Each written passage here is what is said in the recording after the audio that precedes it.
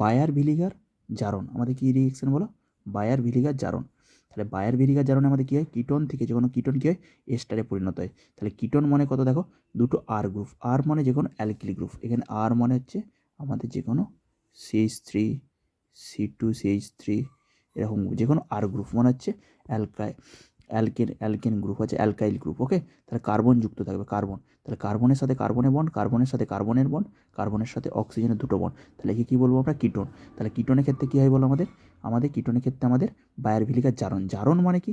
জারণ মানে অক্সিজেন যুক্ত হচ্ছে। এখানে দেখো পার অ্যাসিড দিচ্ছি। পার অ্যাসিড কাদেরকে বলবো? যাতে তিনটে অক্সিজেন মানে কত দেখো?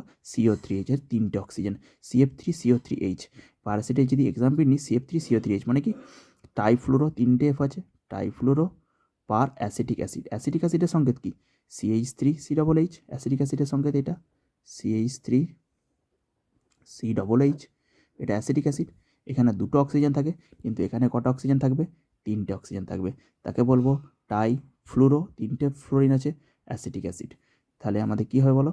আমাদের যে কোনো একটা কার্বনের মাঝে অক্সিজেন প্রবেশ করে যাবে, হয় এইদিকে না ওইদিকে। তাহলে দেখো এখানে অক্সিজেন প্রবেশ করে গেছে। ঠিক আছে, বোঝা গেছে। এখানে ট্রাইফ্লুরো অ্যাসিটিক অ্যাসিড দিলে আমাদের এই প্রোডাক্টটা হলো। আর একে কী বললাম? রিএজেন্ট পার অক্সি গ্রুপ থাকবে, ট্রাইফ্লুরো পার অ্যাসিটিক অ্যাসিড।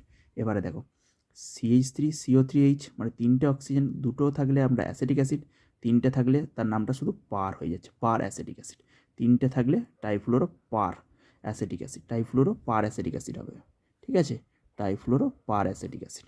এবারে দেখো অপ্রতিসম যদি কিটোনের ক্ষেত্রে কি বড় দিকটা যেদিকে থাকবে, দেখো এদিকে CH3 আছে, এইদিকে অনেকগুলো কার্বন নিয়ে বড় গ্রুপ আছে, এইদিকে আমাদের অক্সিজেনটা যুক্ত হয়ে যাবে, এইদিকে অক্সিজেনটা যুক্ত হয়ে যাবে। বোঝা গেছে?